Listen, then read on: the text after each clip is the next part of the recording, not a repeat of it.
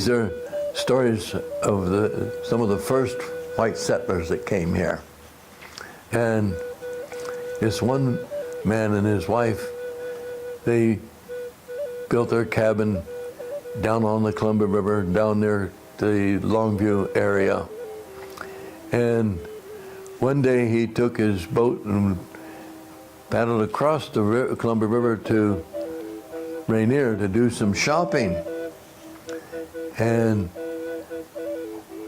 while he was gone, his wife, and they had 5 of their grandchildren living with them, were there in their cabin. And joining the cabin was their woodshed. And they heard a sound out there. They looked through a crack in the door, and there were 3 Indian men, callous men, sharpening their knives on the grindstone. And one of the grandsons reached for the rifle, and Grandma said, "No, no, no, I'll hold it. We're not going to do anything unless they bust through the door." But after a while, the sound of the grindstone ended, and they looked, and they were gone. They weren't there anymore. Later that day, there was a knock on the door.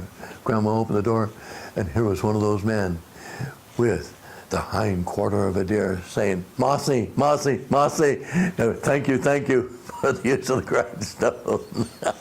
And the callous were not to be feared. They were good neighbors.